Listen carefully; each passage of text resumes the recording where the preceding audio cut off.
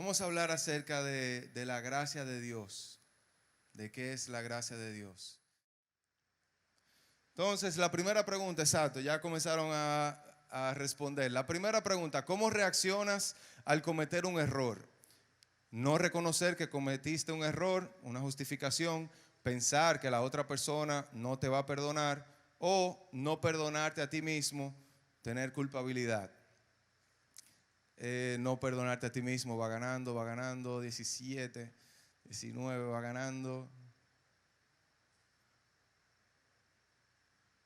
No reconocer que cometiste un error o justificación. También reaccionas pensar que la otra persona no te va a perdonar o que no te sientes que te va a perdonar la otra persona.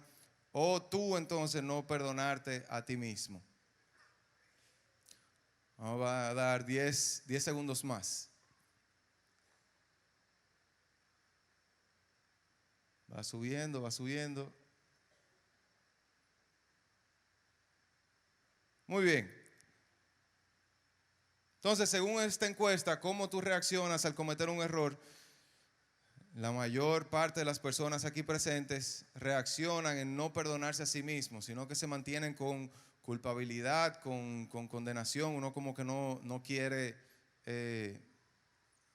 uno mismo perdonarse. La próxima pregunta, vamos a ver. Ahí mismo. ¿Qué normalmente haces al recibir un regalo? Recibirlo y agradecer, asumir que sí, que tú lo merecías, que tú eres bueno y que lo merecías, no creértelo, hacer un show y recibirlo. Y por último, no saber cómo reaccionar, con vergüenza, con timidez, como, wow, ¿y ahora qué uno hace en este momento? Recibirlo y agradecer, asumir que sí, que lo merecías, no creértelo, hacer un show y recibirlo, no saber cómo reaccionar y reaccionar con vergüenza. Wow, tenemos muchas personas agradecidas aquí, qué bueno.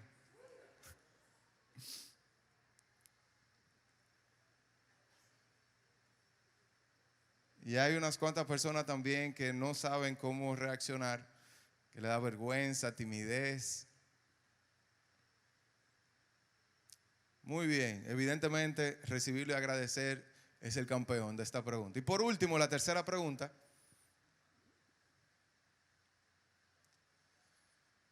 ¿Cuál es el regalo más significativo que has recibido de parte de Dios? ¿La salvación de tu familia? ¿La sanidad tuya o de un familiar? ¿La provisión en momentos difíciles? ¿El cambio de mentalidad de conocer a Dios como Padre? ¿Cuál es el regalo más significativo que has recibido de parte de Dios? La salvación de tu familia, la sanidad tuya o de un familiar, la provisión en momentos difíciles o el cambio de mentalidad a conocer a Dios como Padre.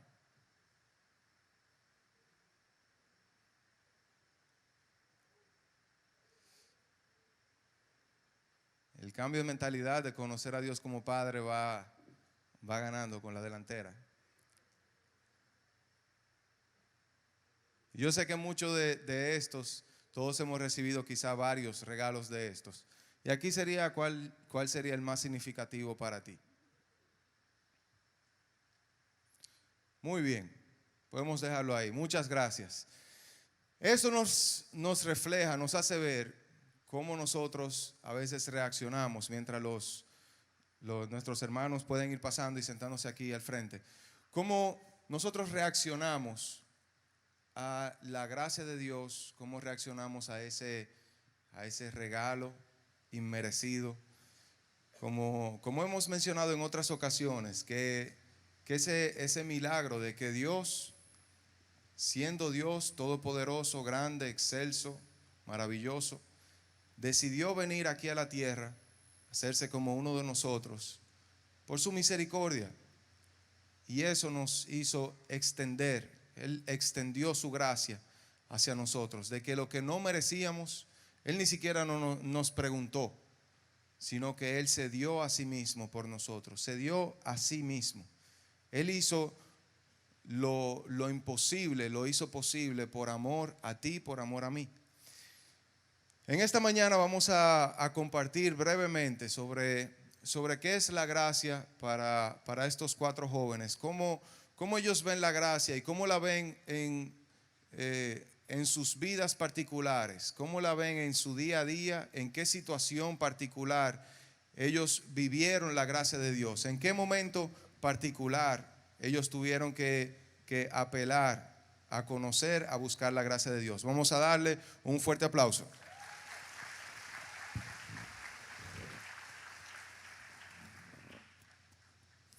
Muy bien, y para iniciar, vamos a preguntarle a Ricky. Para ti, Ricky, ¿qué es la gracia?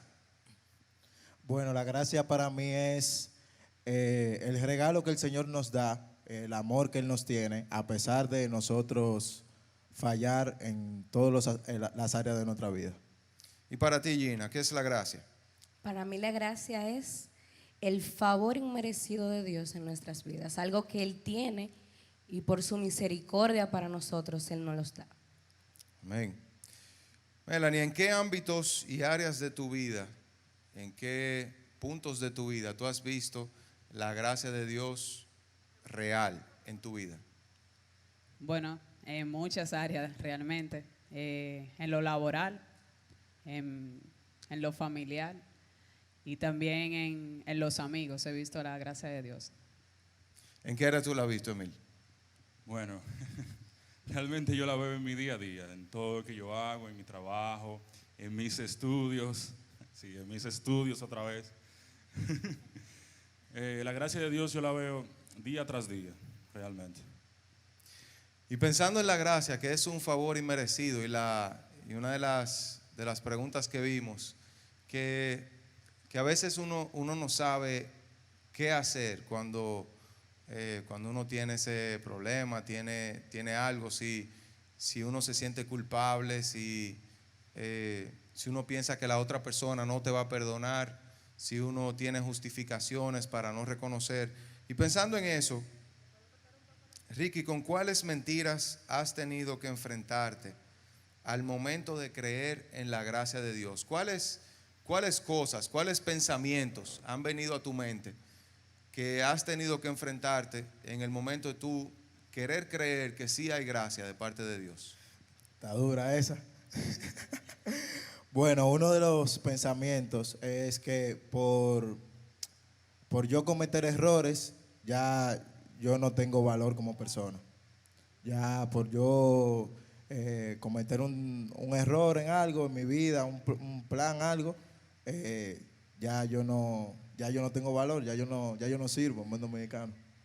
Sí, Gina, ¿qué ha sido para ti? ¿Cuáles mentiras tú has tenido que enfrentar? Wow, va mucho de la mano con lo que dice Ricky. Es como que tú tienes algo planteado y no sucede, y el enemigo utiliza ese momento para traer a ti palabras que no son verdad, que no son la verdad que Dios dijo a tu vida, y tú en un momento comienzas a creerlas, las mentiras. Sí, eso a veces sucede. Melanie, ¿cuál ha sido uno de tus mayores retos o quizá una situación difícil en la que has tenido que acudir a la gracia de Dios? Bueno, uno de los mayores retos de mi vida ha sido dirigir el Ministerio de Alabanza de Oración de Tribu. Ha sido uno de los topes más altos que el Señor ha puesto en mi vida, y ha sido uno de los, como de esa escena donde he tenido que depender completamente de Dios. ¿Cuál ha sido el tuyo, Emil? Bueno, el mío realmente ha sido cómo rendir, como se espera que yo debo rendir en ciertas áreas, también cómo, en la manera en que debo asumir las responsabilidades que tengo. Ahí es donde yo he visto bien fuerte y bien marcada la gracia de Dios. Gina, ¿cuál ha sido tu situación? ¿Qué te sucedió? Cuéntanos un poquito de una historia en tu vida en la que tú hayas tenido que lidiar con esos pensamientos. Ok. Al principio del semestre de la universidad, yo tenía muy marcadas las pautas que yo quería seguir. como avanzar muchísimo, comenzar a buscar y regar currículums para tener experiencia acerca de lo que estudio. Y en un momento todo como que se volteó.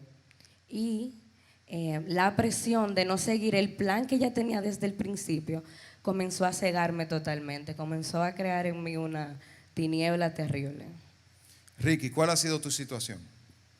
Bueno, yo recuerdo que en la universidad tuve que retirar una materia en la que yo era excelente en el colegio.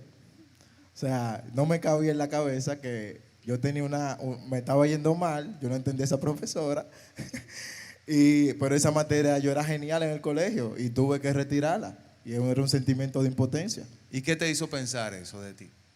Llegué a pensar que yo no valía como persona. Sí.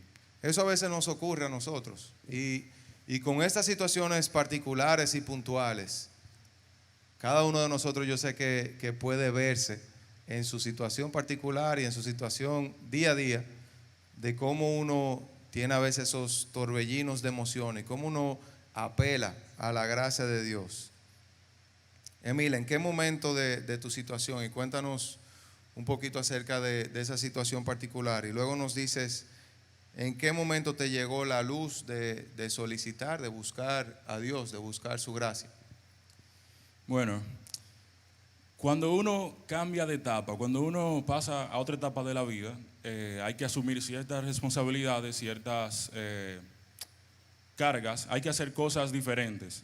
Y uno regularmente no está preparado. Claro, gracias a Dios tenemos padres que nos ayudan, nos dan consejos, mira, tienes que hacerlo así. Pero luego de que yo salí del colegio y dándole un chisme para adelante, luego de que comencé a trabajar en conjunto con la universidad, comencé a ver que las cosas no se hacían en automático, que no me salían en automático, que no me salían de forma natural. Por ejemplo, llegar temprano al trabajo, hay que hacer algo para llegar temprano al trabajo. No dormirse en el trabajo y rendir y cumplir la meta del día, hay que hacer algo para eso. En la universidad, para sacar buena nota, hay que hacer algo para eso. Y cuando se trabaja, que hay que hacer un jueguito con el tiempo, hay que idear algo para lograrlo. Entonces, yo pensaba que eso no, cuando yo entre a trabajar y esté estudiando al mismo tiempo, va a fluir solo, eso va, sí, jaja, está bien. Pero no, entonces, me pasó que yo intentaba, luego que me vi con todas esas situaciones, también en la familia, yo dije, miércoles, ¿cómo yo logro hacer todo eso? E intenté hacerlo de mil y una forma, a mi manera, yo solo. Traté yo de buscar la forma de cubrir cada área, de rendir en cada área, de asumir todas las responsabilidades, de poner una listica, bueno, tengo que hacer esto, check, check. Y vi que ninguna me dio resultado. En ese momento yo supe que lo que yo debía hacer fue lo primero que realmente debía hacer, que fue buscar a Dios y apelar a su gracia. Mira, ¿qué fue lo que te pasó a ti? Bueno, una de las muchas. Pero recientemente, justamente para preparar, ser parte de la preparación de este culto, yo me vi envuelta, digamos que en un mar de ideas mías y de opiniones y conceptos que yo tengo acerca de cómo se deberían hacer las cosas. Y yo comencé a tirar ideas. Al final me vi envuelta como en tantas dificultades que me cegué, tapé mis oídos a las opiniones de mis líderes, de gente con más experiencia que yo. Y para mí yo estaba bien y todos los demás querían hacerme un daño a mí y al ministerio. Y realmente fue terrible el momento en que el Señor tuvo que usar aparte de mis líderes, 2 líderes que amo mucho, para confrontarme. Y en medio de esa confrontación fue que yo pude ver el error tan grande que había dentro de mí. Y yo decía, wow, pero yo estoy más podrida con un aguacate por dentro. Y así mismo le decía a Dios como que, wow, Señor, yo mejor te entrego lo que tú me diste, yo no merezco llevar esta responsabilidad, mejor me devuelvo por donde vine, pongo otra gente a cargo. Y realmente el Señor me enseñó todo lo contrario, me enseñó a que en ese momento yo tenía que acudir a Él. Y ya cuando fui confrontada por mis líderes, yo nada más dije, ok, ahora yo no sé qué hacer. ¿Cómo yo salgo de esto?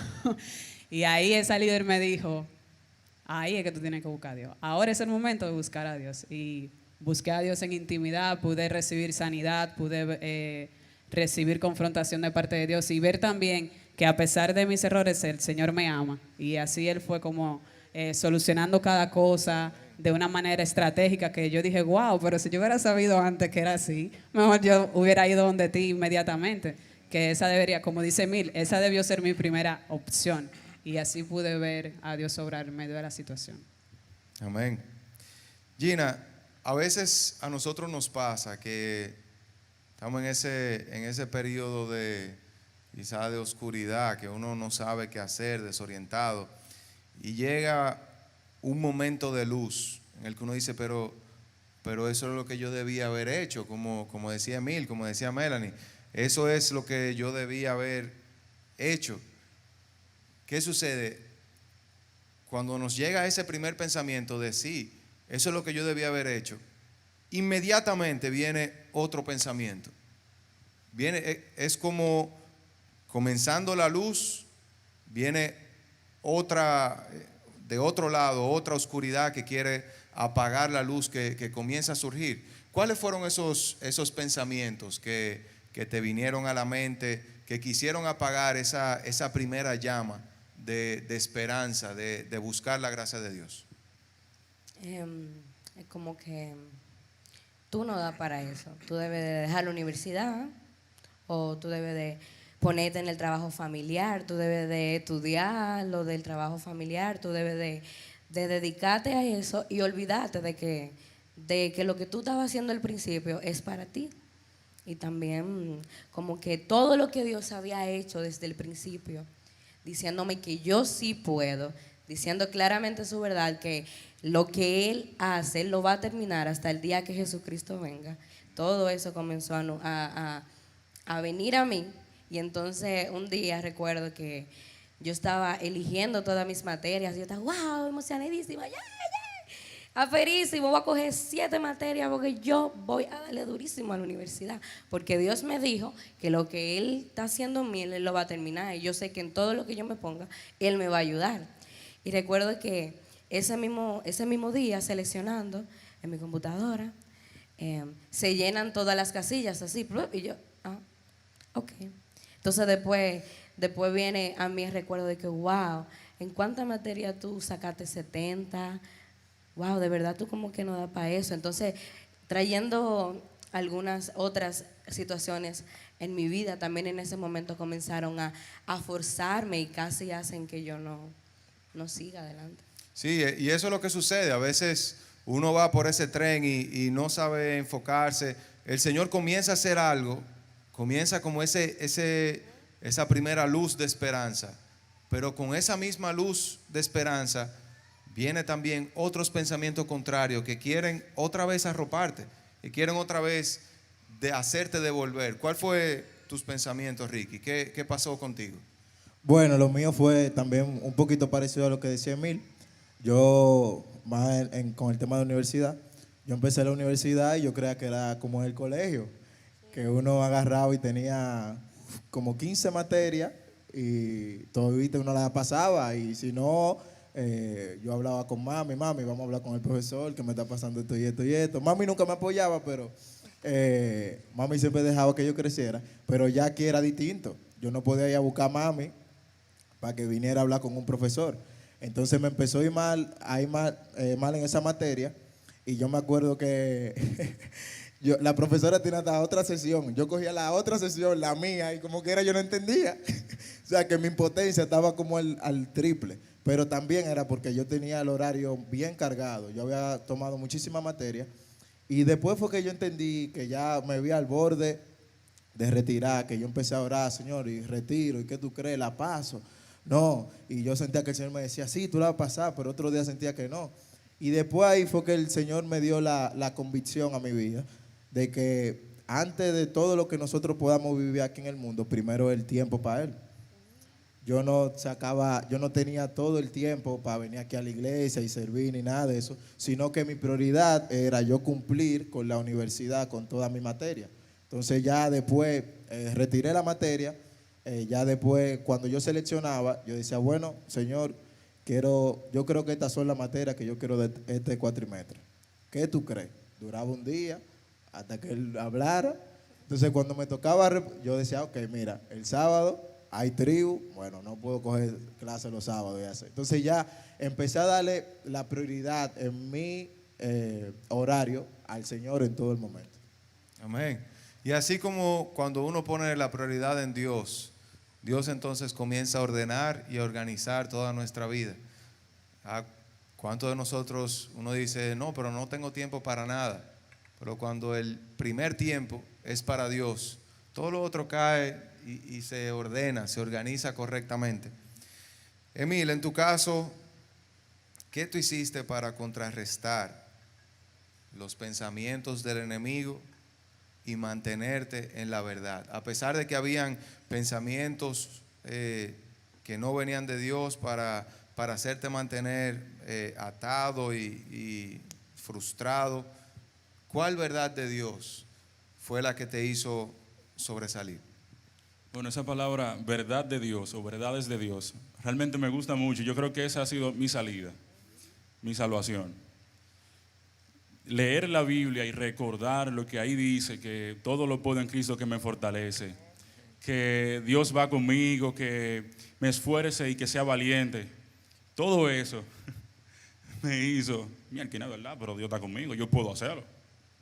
Eso. En tu caso, Melanie, ¿cuál fue esas verdades que el Señor te recordó? De la manera que yo pude recordar la verdad de Dios en mi vida, fue así mismo como Emil, pasar tiempo de intimidad con Dios y leyendo la palabra de Dios. Como que a veces uno dice, sí, lee la palabra, pero realmente lee la palabra, examina lo que Dios dice y entonces eso que Él dice, creerlo.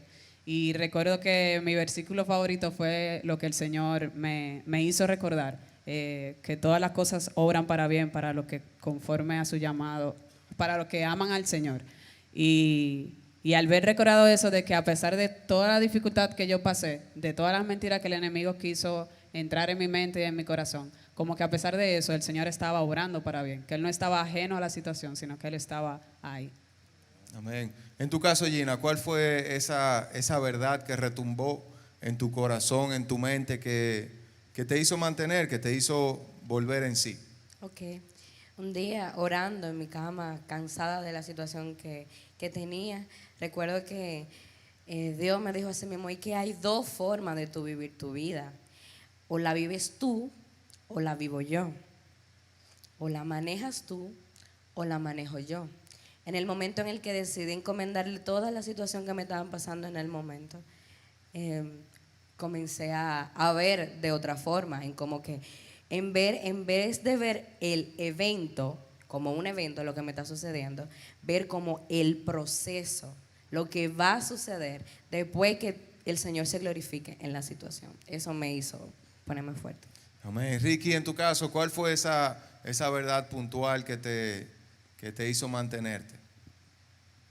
Todo lo puedo en Cristo que me fortalece. Después yo empecé, bueno, yo me siento así, pero empecé a batallar con esos pensamientos mentales, con la verdad de la Biblia.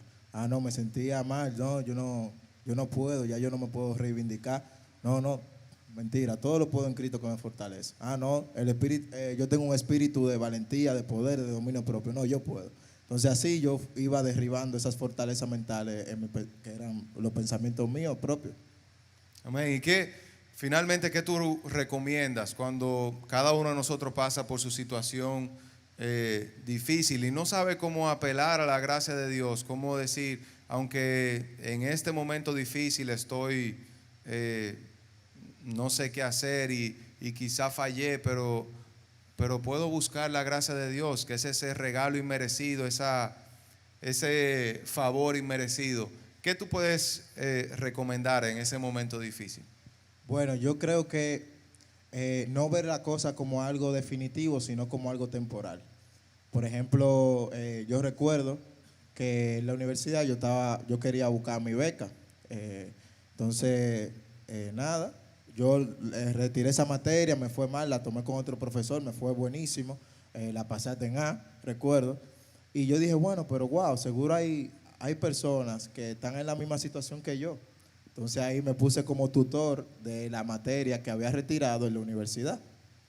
Me puse como tutor y empecé ahí a enseñarle a otro y a otro. Pero ahí dentro yo pude crear y dar a conocer a personas. Y conocí personas que yo luego le dije del tema de la beca. Me dijeron, bueno, pero mira, y recuerdo siempre esa persona que me dijo, y dije, mira, pero este es uno de los hijos míos que son tutores aquí, vamos a ayudarlo con su beca. Y ahí, gracias a Dios, después, Dios me dio mi beca en la universidad, terminé la universidad con mi beca, gracias a Dios. Pero para yo terminar, para yo tener esa beca, si no hubiese retirado la materia, no hubiese podido ser tutor. Y el Señor no hubiese podido tener la beca. Amén. Entonces yo creo que pensar en lo que Dios quiere hacer con eso a futuro y no ahí cuando estamos ahogándonos en el vaso de agua. Amén. Gina, ¿qué tú puedes recomendar? Bueno, a mí me funcionó muchísimo y es las personas que yo tengo, las personas que el Señor ha puesto a mi lado. En ese momento, luego de recibir la confirmación del Señor, ellos funcionaron, ellos fueron la cherry del pastel para continuar diciendo a mi vida las verdades, otras que no podía buscar mucho, como que Dios los utilizó a ellos, utilizó a mi líder de célula, utilizó a muchísimas personas para tenerme aquí hoy y darles este testimonio. Amén. Melanie, ¿qué tú puedes recomendar? Precisamente ligado a lo que dice Gina, no tener por menos las relaciones horizontales que el Señor nos ha dado, que en los momentos que necesitamos ayuda, pedirla. Y no solamente pedirla, sino tener la actitud de ser enseñado, de ser instruido. Porque a veces uno dice, bueno, ya yo lo sé hacer, pero hay otra persona que sabe más que tú. Y eso fue lo que me pasó, como que me quedé sin oxígeno y había alguien que tenía el oxígeno. Entonces, no creerme la que yo todo lo puedo sola, sino, hey, me falta oxígeno, ayúdame, me falta oración, necesito fortaleza, no sé cómo volver a acercarme a Dios, jálame, guíame. Como que eso, de no tener temor a pedir ayuda y no ser sabio en su propia opinión, sino temer a Jehová y el Señor va a obrar. Amén. Emil, por último, ¿qué tú recomiendas? Hacer lo que yo no hice al principio, buscar a Dios. Cambiar esa opción de cambiar a Dios de ser la última opción a ser la primera. Tengo esta situación, me está yendo mal, no me están saliendo las cosas como yo planeé o pensé. Pues bueno, lo primero es yo dirigirme a mi Padre bueno, que quiere el bien para mí, que sabe lo que viene después, que sabe qué camino yo debo tomar. Preguntarle, Señor, ¿qué yo debo hacer? O ¿cómo salgo de esto? O simplemente decirle, Señor, mira, ayúdame, ir como hijos, así como los niños pequeños van donde su papá cuando tienen hambre, cuando le pasó, qué sé yo, que se le quedó un crayón atrabancado en algún sitio. Papi, ayúdame. Así mismo. Ir donde el Señor porque Él quiere ayudarnos. Amén. Amén. Gloria a Dios. Vamos a darle un aplauso a estos jóvenes. Y antes de concluir el mensaje de hoy, quiero compartirles brevemente esta historia de Lucas capítulo 15 y que podamos ver en Lucas capítulo 15, que podamos ver en ese pasaje, en esa historia, cómo se refleja la gracia de Dios, cómo es transmitida, cómo se presenta la gracia de Dios de diferentes formas, la gracia de Dios Padre de diferentes formas para cada uno de nosotros. Y puede buscar Lucas capítulo 15. Lucas capítulo 15 dice, el versículo 11, para ilustrar mejor la enseñanza que Jesús estaba dando, les contó la siguiente historia. Un hombre tenía 2 hijos. El hijo menor le dijo al padre, quiero la parte de mi herencia ahora, antes de que mueras. Entonces el padre accedió a dividir sus bienes entre sus 2 hijos. Pocos días después, el hijo menor empacó sus pertenencias y se mudó a una tierra distante, donde derrochó todo su dinero en una vida desenfrenada. Al mismo tiempo que se le acabó el dinero, hubo una gran hambruna en todo el país y él comenzó a morirse de hambre. convenció a un agricultor local de que lo contratara, y el hombre lo envió al campo para que diera de comer a sus cerdos. El joven llegó a tener tanta hambre que hasta las algarrobas con las que alimentaba a los cerdos le parecían buenas para comer, pero nadie le dio nada. Cuando finalmente entró en razón, se dijo a sí mismo: en casa hasta los jornaleros tienen comida de sobra, y aquí estoy yo muriéndome de hambre. Volveré a la casa de mi padre y le diré: Padre, he pecado contra el cielo y contra ti, ya no soy digno de que me llamen tu hijo. Te ruego que me contrates como uno de tus jornaleros. ¿Cómo nosotros en ese punto podemos ver a Dios como Padre y podemos ver su gracia? Aunque estemos lejos, ¿de qué forma se visualiza la gracia del Padre? Ricky nos va a comentar un poco acerca de esto. Bueno, una de las formas es sabiendo que era una decisión difícil, él como padre, y era una decisión difícil por dos cosas, porque uno, su hijo se iba de la casa, y la segunda es como, bueno, que yo te dé el celular, tú seas simulando tú eres mi padre, y tú me digas, bueno, yo hoy a las 9 de la noche te lo voy a dar, cuando yo me vaya de la casa, que voy a salir a un cumpleaños. Entonces yo estoy ansioso por ese celular desde la mañana, y estoy ansioso, y hasta que llego y no aguanto, me te digo, mira, dame el celular, ya yo quiero que tú me des el celular. Entonces, también el padre estaba triste porque su hijo se iba, pero también quizás él lo había visto desde la perspectiva que él no pudo esperar, estaba desesperado porque él muriera y que le diera la herencia antes de tiempo. O sea, él no pudo esperar que el padre muriera, sino que él se la quitó, pero quizás él tenía la intención desde antes de que se lo dieran. Entonces, a pesar de eso, el padre actuó con amor. Era una decisión difícil, pero actuó con amor, y no, la historia nos relata que discutieron, que se pasó un problema ahí cuando se lo pidió, sino que actuó con amor y creyendo que cuando él conociera lo que debía de conocer, iba a volver más convencido de que solo en la casa del Padre, donde él debe de estar. Solo en la casa del Padre, él puede ser quien es realmente. Entonces, también esa decisión que el Padre lo dejó ir basada en el amor, en que él pueda volver, es lo que hace que el hijo, cuando ya vuelve en sí, toma la decisión de que debo de volver a la casa de mi padre, no vea al padre como un problema, sino como una solución a su situación actual. Es decir, si él quizás hubiese peleado, el papá hubiese peleado con él y le hubiese dicho, mira, no, tú no te vas porque yo me fajé a trabajar por tu imperio, por ti y para tu hermano, quizás él hubiese sentido un sentimiento, un pensamiento de condenación de volver, y no de que su papá era la solución. Entonces, tomar decisiones a pesar de momentos difíciles, basadas en el amor, es lo que nos permite a futuro ver el fruto que Dios quiere hacer en esa situación. Amén, excelente.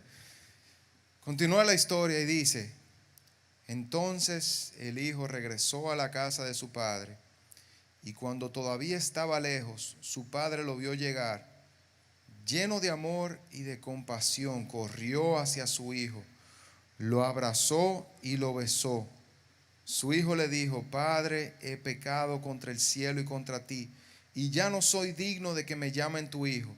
Sin embargo, su padre dijo a los sirvientes: rápido, traigan la mejor túnica que haya en la casa y vístanlo. Consigan un anillo para su dedo y sandalias para sus pies. Maten el ternero que hemos engordado. Tenemos que celebrar con un banquete, porque este hijo mío estaba muerto y ahora ha vuelto a la vida. Estaba perdido y ahora ha sido encontrado.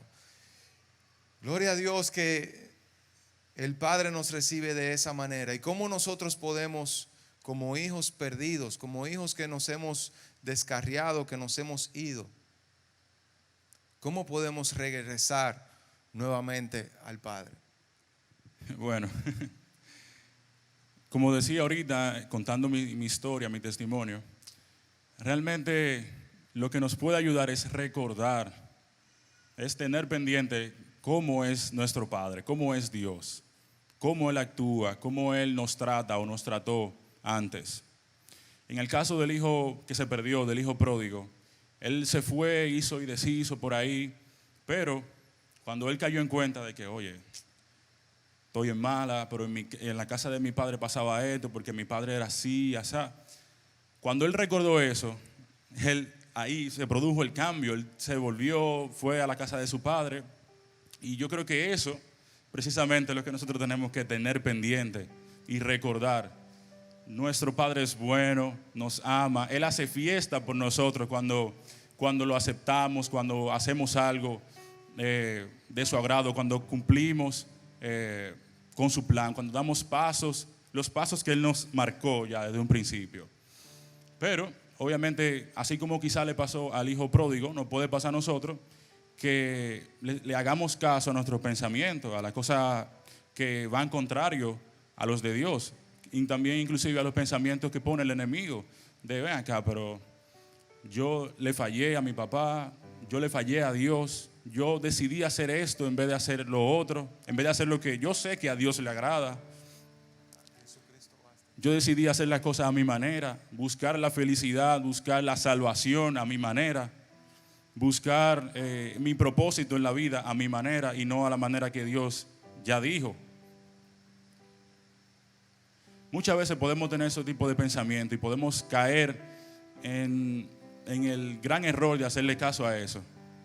Pero vuelvo y digo, la única salida, la única salvación, la única verdad es que para salir de eso tenemos que otra vez recordar cómo es nuestro Padre, cómo es Dios, la manera en que Él nos ama, las cosas que sabemos que Él ha hecho por nosotros.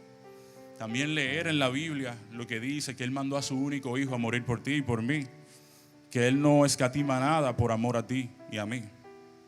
Yo creo que recordar eso es lo que nos puede lo que nos puede hacer volver a nuestro Padre confiados y convencidos de que su amor sigue intacto y que su gracia también sigue intacta para nosotros. Amén. Y la historia continúa diciendo: mientras tanto, el hijo mayor estaba trabajando en el campo y cuando regresó oyó el sonido de música y baile en la casa y preguntó a uno de los sirvientes: ¿qué pasaba? Tu hermano ha vuelto, le dijeron, y tu padre mató el ternero engordado. Celebramos porque tu hermano llegó a salvo. El hermano mayor se enojó mucho y no quiso entrar. Su padre salió y le suplicó que entrara, pero él respondió: todos estos años he trabajado para ti como un burro y nunca me negué a hacer nada de lo que me pediste. Y en todo ese tiempo no me diste ni un cabrito para festejar con mis amigos. Sin embargo, cuando este hijo tuyo regresa después de haber derrochado tu dinero en prostitutas, matas al ternero engordado para celebrar. Su padre le dijo: mira, querido hijo, tú siempre has estado a mi lado y todo lo que tengo es tuyo. Teníamos que celebrar este día feliz, pues tu hermano estaba muerto y ha vuelto a la vida. Estaba perdido y ahora ha sido encontrado. El hermano mayor estaba en la casa, no había pedido su herencia, estaba junto al padre, estaba ahí todos los días, pero aún estando ahí todos los días, su mente y su corazón sí estaba perdida. El hijo pródigo físicamente se fue y se perdió. El hijo mayor físicamente estaba, pero su corazón y su mente estaban perdidas. ¿Cómo se muestra la gracia del Padre? también a los que estamos físicamente en la casa, pero estamos perdidos y necesitamos reencontrarnos con Dios. Y así es, muchas veces pensamos en esa historia del hijo pródigo y nos concentramos en el hijo que se fue, pero no consideramos que dentro de la casa había un hijo perdido, había un hijo lejano y que tal vez a muchos de nosotros nos ha pasado. O este es tu situación actual, que tú ves lo que el Señor está haciendo en la obra del nuevo que llegó, del nuevo creyente. Tú ves que el nuevo creyente está subiendo y subiendo y subiendo y subiendo, y es al que le hacen el aplauso, al que le hacen la bulla. Y este hermano mayor, a pesar de que estaba ahí con su padre siendo obediente, si el papá le decía hay que subir las luces a la tercera en la iglesia, ese hijo mayor iba y la subía. Pero tal vez la intención del corazón del hijo mayor no era la correcta, no era el agradar a su papá porque lo amaba. Tal vez decía, bueno, yo voy a cumplir con papi que tengo que subir la luz a la tercera, pero no lo hacía porque amaba a su padre, no lo hacía con el amor que realmente debía de hacer las cosas. Y podemos leer que él se enojó cuando el hijo volvió, cuando su propio hermano, que aún la Biblia registra, que él no lo llamó hermano cuando volvió. Él le dijo, el hijo ese que tú tienes. ¿Cuántos de nosotros, a nuestros líderes, a nuestros pastores, aún a nuestros padres, le decimos, no, porque ese discípulo tuyo hace lo que quiere y aún así tú le festejas? Pero no queremos ver lo que hay en nuestro corazón realmente. Estamos aquí, sí, pero no estamos siendo parte de lo que el Señor está haciendo en la vida de otros hermanos tuyos, hermanos míos. Que eso es lo que el Señor quiere realmente. Y vemos también que el hermano mayor estaba completamente cegado, porque su papá, cuando él decidió no entrar, y podemos verlo de una manera más física, cuando tú decides no venir a la iglesia por estar mirando lo que tu papá, Dios, está haciendo en la vida de otra persona, cuando tú decides eso, aún así él va a tu casa, él va y te dice, oye, ¿qué pasa, hijo? Habla conmigo, ¿qué te molesta? ¿Qué te pasa? ¿Qué te sucede? Y su papá salió, dejó a todos los invitados, a ese hijo, digamos que favorito, lo dejó allá adentro y salió por ti. Salió por ti y te preguntó, ¿qué te pasa? ¿Por qué tú no quieres entrar? Y ahí vemos cómo el hijo, en vez de mostrarse interesado en lo que pasaba adentro, prefirió simplemente preguntarle a uno de los sirvientes, aún teniendo la dicha de poderle preguntar a su propio papá, ¿qué pasaba? ¿Por qué tal vez siento que conmigo tú no eres igual? Y al final el papá lo que le dijo, pero hijo mío, tú estás siempre conmigo, tú estás siempre a mi lado. Lo que pasa es que tú no ves todo lo que yo he puesto en tu mesa y tú no lo has tomado por tu carácter, por tu actitud.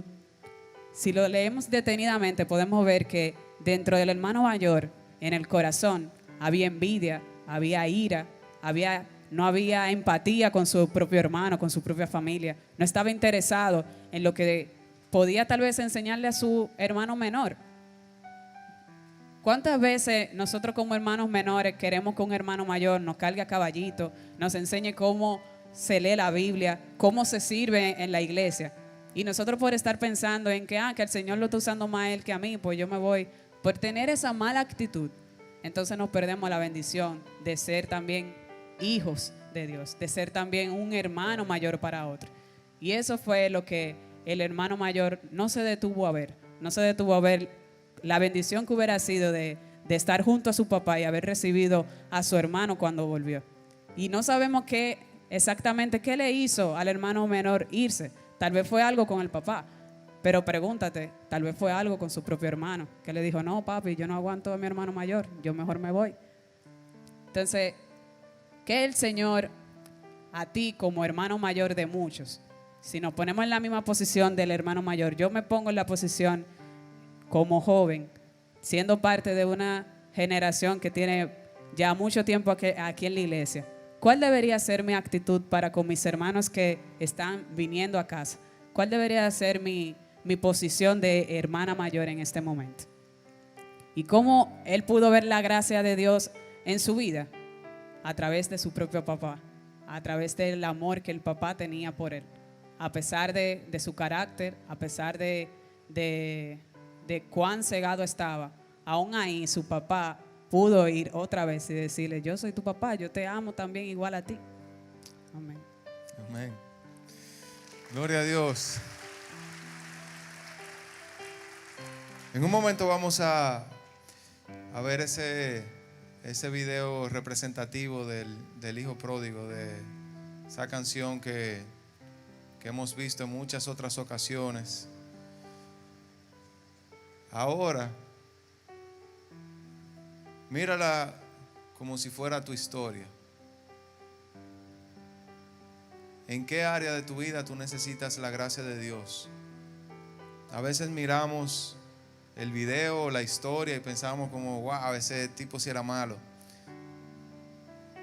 Pero ahora míralo en tu área en que sí necesitas más de Dios, en esa área de tu vida en que necesitas la confrontación de Dios, en esa área de tu vida en que necesitas la gracia de Dios.